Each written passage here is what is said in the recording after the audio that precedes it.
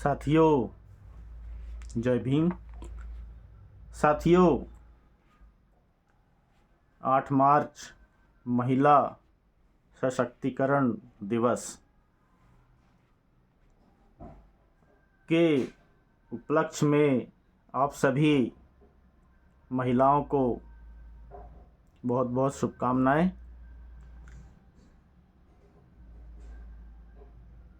खासकर भारत की महिलाओं को सशक्त बनने के पीछे या सशक्त बनाने के लिए जिस महापुरुष ने सबसे अधिक कार्य किया, आप कह सकते हैं कि लगभग 95% काम अकेले सिर्फ एक व्यक्ति ने किया था। उनका नाम था डॉक्टर भीमराव अंबेडकर जी। और अन्य जितने लोगों ने भी काम किया उनको मात्र आप 5% में शामिल कर सकते हैं। और अंबेडकर जी ने जो काम किया था उनके बाद शायद ही कभी इतने बड़े पैमाने पर महिला सशक्तिकरण के लिए किसी और ने काम किया हो। ये अलग बात है कि भारत की महिलाएं इस बारे में जानती ही नहीं है कि उनकी सशक्तिकरण के पीछे किनका प्रमुख हाथ रहा है।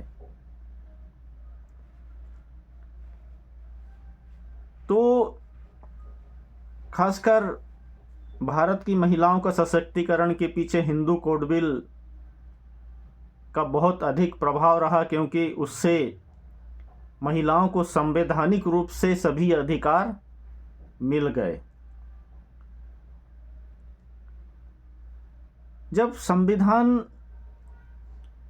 सभा में, संसद में जब इस बिल के बारे में चर्चा की जा रही थी, हर एक बिंदु पर सभी सांसदों के वक्तव्य लिए जा रहे थे,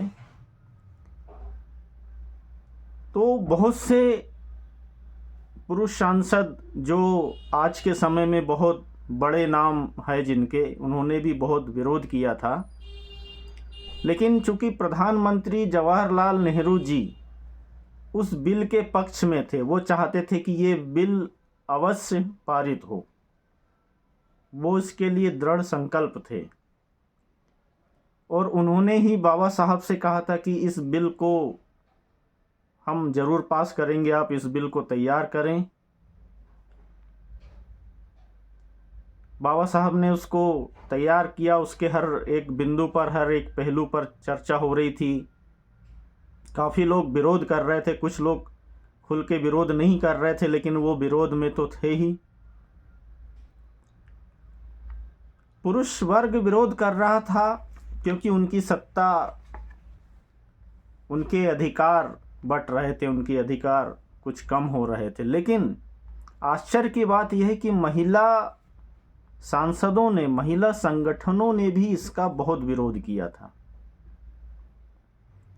ये बहुत बड़ी आश्चर्य की बात है, जिनके सशक्तिकरण के लिए इस बिल को लाया जा रहा था, वही महिला संगठन इसका विरोध कर रहे थे। कारण यह है कि पुरुष वर्ग जो उस समय मजबूत स्थिति में थे, वो इनको भड़काते थे कि ये बिल गलत है, धार्मिक रूप से गलत है, धर्म ग्रंथों के विरुद्ध है। अनेक बातें कहकर उनको भड़काया जाता था और वो इसका विरोध करते थे। लेकिन एक महिला सांसद थी जिन्होंने इसका बहुत बेहतरीन तरीके से इसके पक्ष में अपने वक्तव्य रखे। उनका नाम था दुर्गाबाई। दुर्गाबाई ने इस बिल के पक्ष में इतना ज़बरदस्त अपना भाषण, अपना वक्तव्य, अपना पक्ष रखा कि पीवी काणे जी, जिनको बाद में भारत रत्न प्राप्त हुआ, उनको कहना पड़ा कि दुर्गाबाई तो साक्षात दुर्गा या चंडी का रूप है। तो चलिए उनका वक्तव्य देखते हैं इन्होंने क्या कहा था।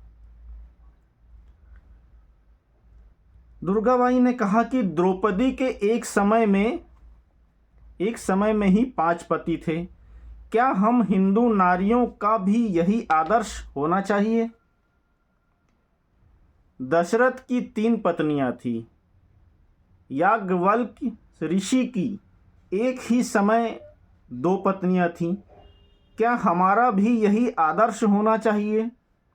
राम ने सीता की अग्नि परीक्षा करने के पश्चात गर्भवती सीता को संदेह और धोबी के लोक अपवाद पर ही ऐसी दयनीय दशा में अपने पास रखने से इनकार कर दिया और धोखा देकर लक्ष्मण के साथ उसे वन में धकेल दिया, जहां उसे वाल्मीकि के आश्रम में दुखमय जीवन बिताना पड़ा।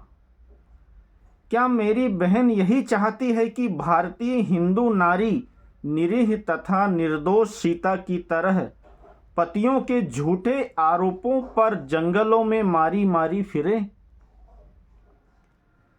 सती सावित्री ने जो त्याग किया और अपने पति को यमराज के चंगुल से छुड़ा लिया, किंतु क्या पुरुषों ने भी कभी ऐसी तपस्या और त्याग का सबूत दिया है? आज के युग में नारी दास बनकर नहीं रह सकती। वह पति के बराबर अधिकार चाहती है। वह पति पर अत्याचार नहीं करना चाहती, किंतु वह पतियों के अत्याचारों को अब तक सहन करती आ रही है। अब अधिक जुल्म सहन नहीं कर सकती। यह झूठे और काल्पनिक आदर्श जो पुरुषों ने अपनी स्वार्थ पूर्ति और काम वासना की पूर्ति के लिए गढ़ रखे हैं, उन्हें बर्दाश्त नहीं किया जा सकता। विदुर पति पत्नी के शव को जलाने के पश्चात उसकी चिता की आग ठंडी न होने से पहले शमशान भूमि में ही दूसरे विवाह के लिए वागपान ले ले, किंतु विधवा पत्नी सारा जीवन मृत पति का नाम लेकर रोती रहे। ना तो उसे अपने पितृ पक्ष में संपत्ति का अधिकार और ना ही ससुराल पक्ष में संपत्ति का अंशदान। वह पहले तो मृत पति की चिता में जीवित जलाई जाती रही और अब भिखारिन से भी निंदनीय और निरादरपूर्ण जीवन व्यतीत करे। पति एक समय में अनेक पत्नियां और रखेल रखने का अधिकारी है, किंतु पत्नी बेचारी को एक पति का भी पूर्ण आश्रय प्राप्त नहीं। क्या पुत्र और पुत्री दोनों ही पिता के एक रक्त बिंदु तथा माता के गर्भ से उत्पन्न नहीं होती? क्या लड़कियों में पशुओं का दिमाग रहता है और लड़कों में देवताओं का? क्या दोनों में समान बुद्धि नहीं है? क्या लड़की लड़के की भांति शिक्षा में कुशलता पाने में अयोग्य है? स्त्रियों और शूद्रों पर शिक्षा प्राप्ति के दरवाजे ईर्ष्यालु पुरुष पंडितों ने बंद कर दिए। स्त्रियों और शूद्रों पर शिक्षा प्राप्ति के दरवाजे ईर्ष्यालु पुरुष पंडितों ने बंद कर दिए। मेरे विचार में नारी अधिक सहनशीलता, अधिक त्यागवृत्ति, अधिक स्नेह और बौद्धिक रूप से अधिक कौशलपूर्ण है, किंतु उसे झूठे आदर्शों के जाल में फंसाकर आज तक उसे मूर्ख और पंगु सा बना दिया है। स्वाधीन भारत में स्त्री को भी पुरुषों की भांति समान अधिकार चाहिए। हिंदू कोड उस दिशा की ओर एक कदम है। भारतीय नारियां इस कोड के पारित हो जाने पर अपने वैध तथा चिरवंचित अधिकार प्राप्त कर सकेंगी। सारे सभ्य संसार के समाजों में स्त्रियों की ऐसी दुर्गति नहीं है।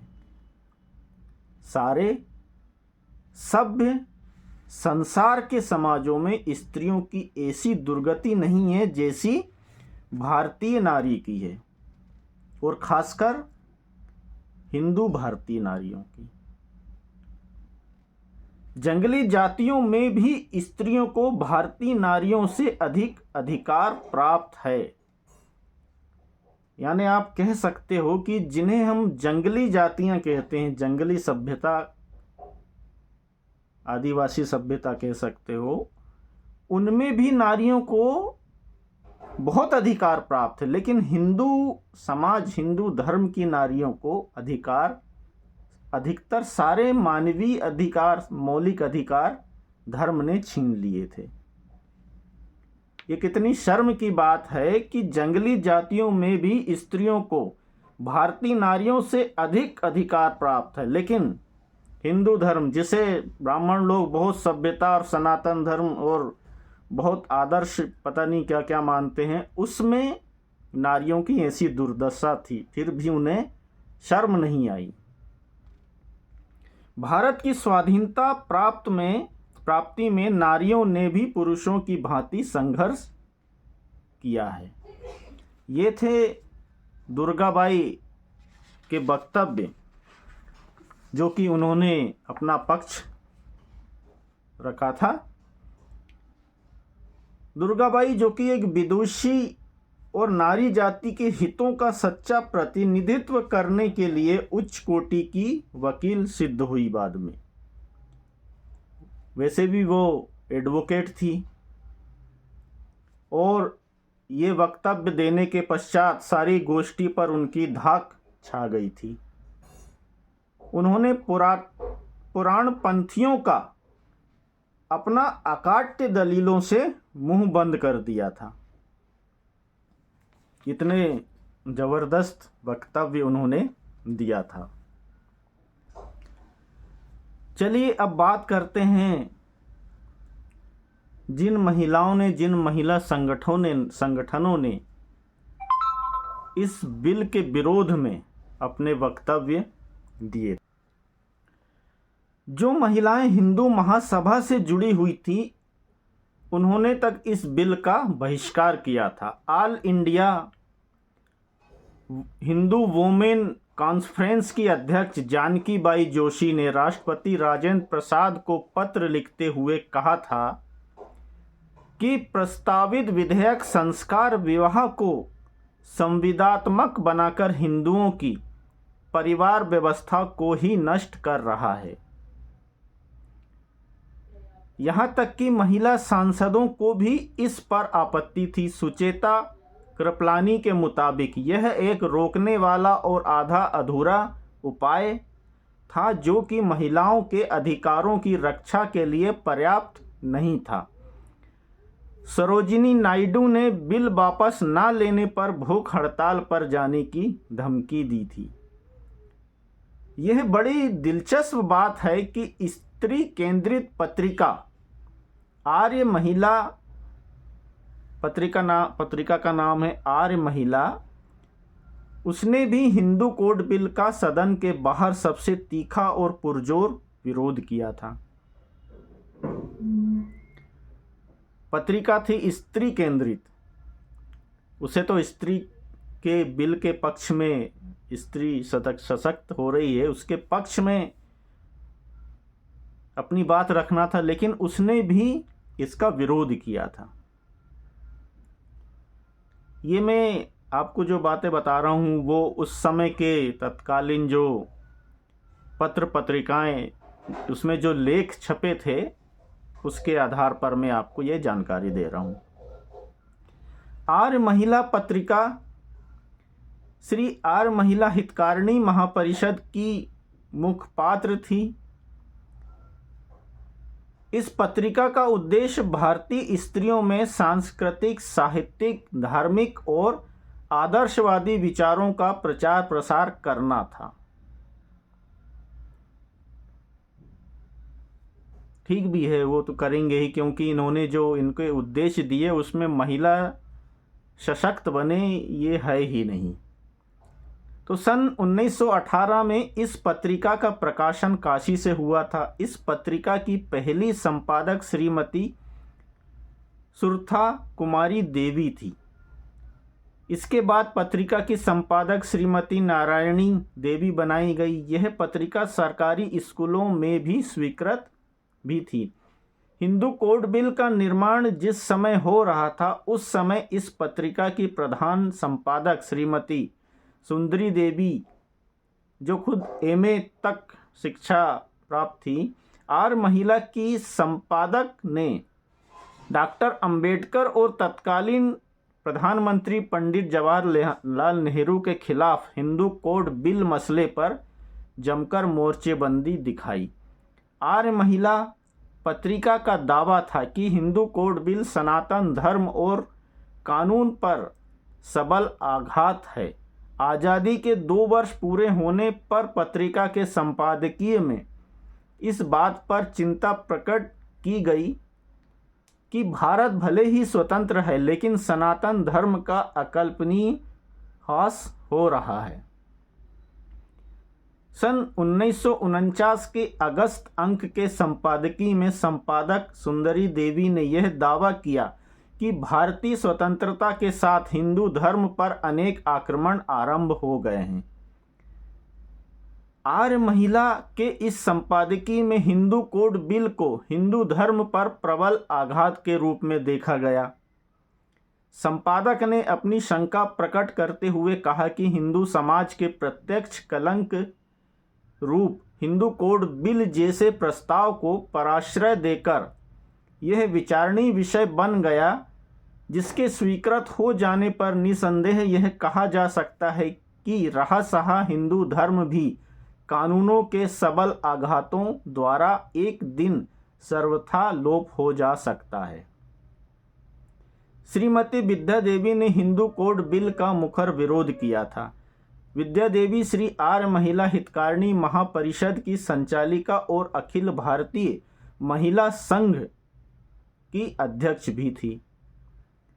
डॉक्टर अंबेडकर ने अप्रैल 1950 में हिंदू कोड बिल, तलाक, संपत्ति का अधिकार, स्त्री संपत्ति और एक पत्नी विवाह पर एक कॉन्फ्रेंस आयोजित की थी। डॉक्टर अंबेडकर ने इस कॉन्फ्रेंस में श्रीमती विद्या देवी को भी अपना मत रखने के लिए आमंत्रित किया था।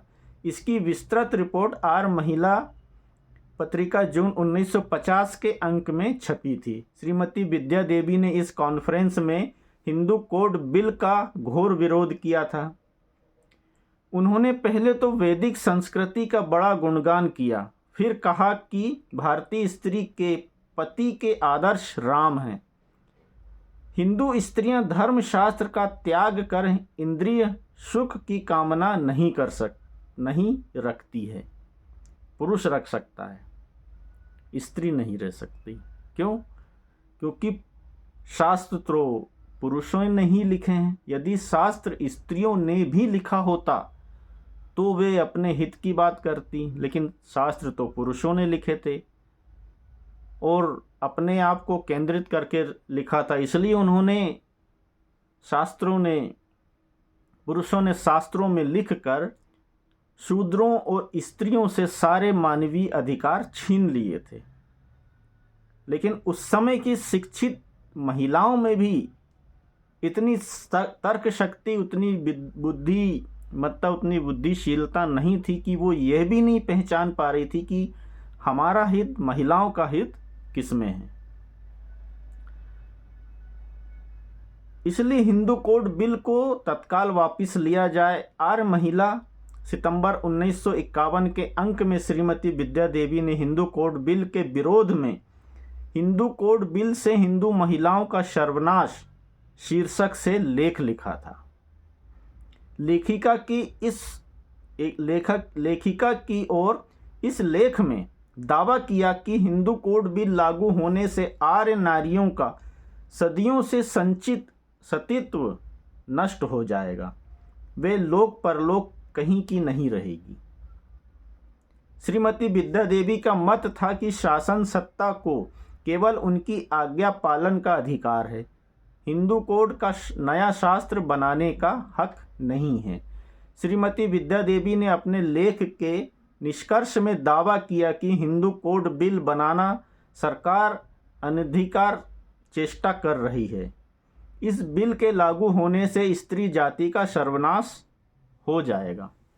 श्रीमती विद्या देवी जिन शास्त्रों की दुहाई दे रही थी, उन्हीं शास्त्रों ने स्त्रियों का उन्हीं शास्त्रों ने स्त्रियों को अधिकार विहीन बना डाला था।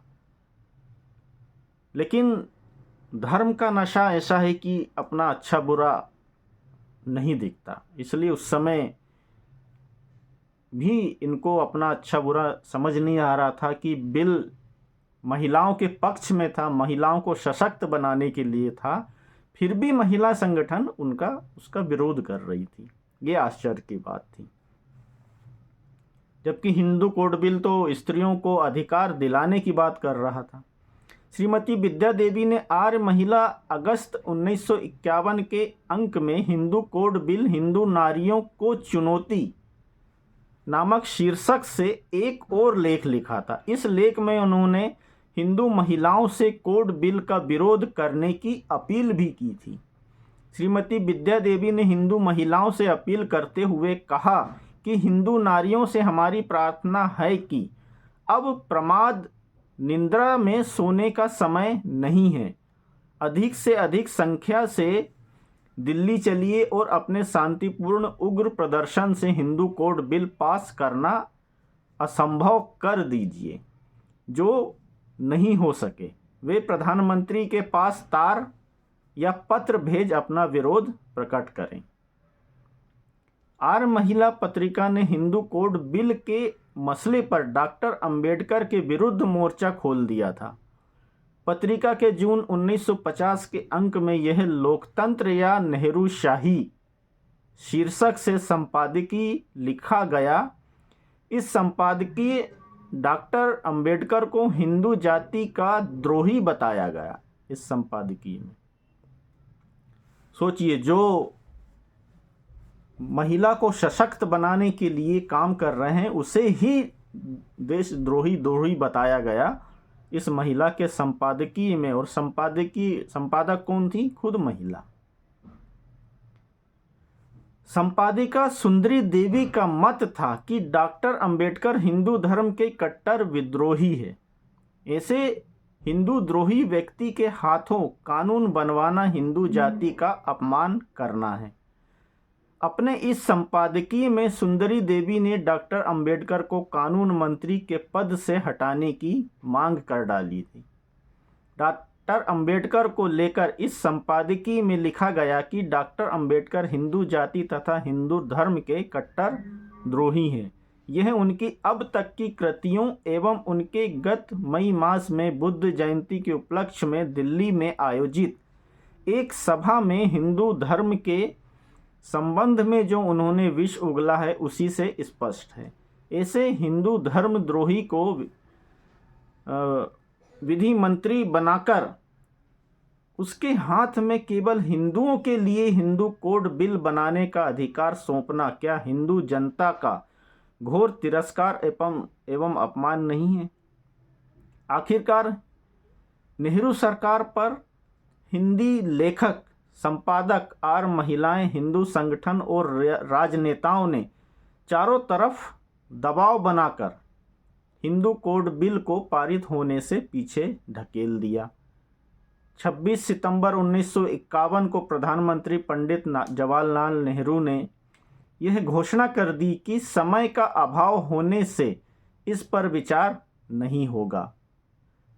आर्य महिला की संपादक ने हिंदू कोड बिल के पारित ना होने की खुशी का इजहार अक्टूबर 1951 के अंक में देवी विजय नामक से शीर्षक लिखकर संपादकीय लिखकर किया। इस संपादकीय में हिंदू कोड बिल को देवता और असुरों का संग्राम बताया गया। यानी पोंगा पंथियों को देवी देवता और संग्राम के अलावा इनको कुछ सूझता ही नहीं है। असुरों पर देवताओं की विजय की संज्ञा दे डाली थी। हिंदू कोड बिल के पारित ना होने की खुशी में इस संपादकीय में लिखा गया था कि हिंदू कोड बिल संबंधी संग्राम देवता एवं असुरों का संग्राम था। इस कारण यह तत्कालिक विजय आसुरी संपत्ति पर देवी संपत्ति की विजय है। हालांकि इनकी ये विजय बहुत लंबे समय तक नहीं टिकी रह सकी और लगभग 1955-56 के आसपास इस कोड बिल को अलग अलग पार्ट में इसे पारित कर दिया ही गया। इनकी विजय बहुत ज़्यादा समय तक नहीं रह पाई। इसका सर्वोपरि श्रेय हिंदू जाति के सर्वमान्य नेता वीतराग त्याग तपोमूर्ति पूज्य श्री करपात्री जी को है, जिन्होंने सर्दी और गर्मी, दिन और रात एक समान करके भारत के एक छोर से दूसरे छोर तक सतत पर्यटन करके प्रगाढ़ मोह निद्रा में पड़ी हुई हिंदू जाति को जगाकर इस बिल के विरोध का प्रचंडतम रूप बना दिया। देश के कोने कोने से सहस्त्रों नर नारियों का दल इस बिल के विरोध के लिए दिल्ली पहुंचने लगा और उग्र विरोध तथा प्रदर्शन प्रारंभ हो गया। पूज्य स्वामी करपात्री जी तथा महिलाओं पर पुलिस द्वारा निष्ठुरता से लाठी प्रहार भी कराया गया। इसके विरोध में अखिल भारतीय महिला संघ की प्रधानमंत्री लखनऊ की श्रीमती शांति देवी वैद्य तथा मद्रास के प्रसिद्ध नेता स्वामी सत्यानंद जी ने आमरण अनशन भी प्रारंभ कर दिया था। इतना संगठित और जोरदार विरोध देखकर सत्याभाव का बहाना बनाकर, समय अभाव का बहाना बनाकर इस समय के लिए हिंदू कोड बिल स्थगित करने के लिए नेहरू सरकार को विवश होना पड़ा। बहरहाल 20वीं सदी में हिंदू कोड बिल का पारित न होना बड़ी परिघटना थी। स्त्री अधिकारों की पैरोकारी करने वाले इस बिल के खिलाफ आर्य महिलाओं ने जमकर मोर्चेबंदी की थी। आर्य महिलाएं जिस हिंदू संस्कृति की दुहाई देकर इसका विरोध कर रही थी, उसी ने मानवीय अधिकारों से उन्हें वंचित करने का काम किया था। सोचिए, आश्चर्य की बात है कि जिस संस्कृति ने उन्हें सारे मानवीय अधिकारों से वंचित कर रखा था, वो उसी के पैरोकार कर रही थी। आर्य महिला की इस मुहिम से ना जाने कितनी स्त्रियां कानूनी अधिकार पाने से वंचित रह गई थी। आर्य महिलाओं ने हिंदू कोड बिल के विरोध करके ना जाने कितने स्त्रियों को पराधीन बना दिया था, जबकि हिंदू कोड बिल स्त्री पराधीनता की बेड़ियों का संहार कर रहा था। देखा जाए तो अब भी उच्च श्रेणी की बहुत सी बुद्धिजीवी स्त्रियां डॉक्टर अंबेडकर के चिंतन से बहुत अधिक सरोकार और जुड़ाव महसूस नहीं करती। वे डॉक्टर अंबेडकर को जाति और आरक्षण के आईने में ही देखती है। संकीर्ण भावना कह सकते हैं। उनका मन डॉक्टर अंबेडकर के लिए जहर से भरा हमेशा रहता है, जबकि डॉक्टर अंबेडकर हिंदू नारी के उत्थान के लिए ही हिंदू कोड बिल की परियोजना लेकर आए थे। इस कोड बिल में स्त्री के संपत्ति के अधिकार से लेकर तलाक तक का प्रावधान किया गया था। तो साथियों, मैंने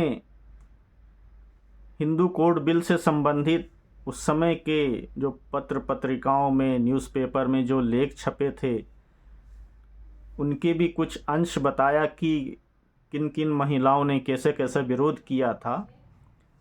और एक महिला जिसने इसके पक्ष में ज़बरदस्त अपना वक्तव्य दिया, उनका भी एक अंश आपको बताया मैंने। हमारी सबसे बड़ी कमजोरी ये रही है, मुझे लगता है, कि हमारे परिवेश में अच्छे साहित्यों का, विश्व लेवल के, विश्व स्तर के साहित्यों को पढ़ने का चलन बहुत कम है। यदि हम विश्व स्तरीय साहित्यों को पढ़ते या जिन महापुरुषों के चिंतन उस लेवल के हैं उनको पढ़ते, तो शायद हम भी अपना अच्छा या बुरा समझ पाते। लेकिन हमारे परिवेश में साहित्यों को पढ़ने का चलन एक तो बहुत कम है। जो कुछ हम सीखते समझते हैं अपने आसपास के पोंगा पंडितों, जो अनपढ़ टाइप के लोग हैं, उनकी ही बातें सही मानते हैं, उनको उनके ही चिंतन को हम बेहतर समझते हैं। ये हमारी कमज़ोरी है। कोशिश करिए कि बाबा साहब के साहित्यों को पढ़ें, समझें। वर्तमान में बाबा साहब के सभी वॉल्यूम आप अपने मोबाइल पर फ्री में डाउनलोड कर सकते हैं, फ्री में पढ़ सकते हैं। उसके लिए आपको कोई शुल्क भी चुकाने की आवश्यकता नहीं है। कोशिश करिए बाबा साहब के साहित्यों को, उनके चिंतनों को समझिए। यदि आपको भी वैश्विक स्तर का चिंतक बनना है, बुद्धिजीवी बनना है, तर्कशील बनना है, तो नहीं तो हमारे परिवेश में अधिकतर लोग अंधविश्वासी, पाखंडी, कर्मकांडी ही हैं, जिनका चिंतक बस एक कुएं के मेंढक की तरह ही है। जय भीम। सभी महिलाओं को महिला सशक्तिकरण दिवस की हार्दिक शुभकामनाएं।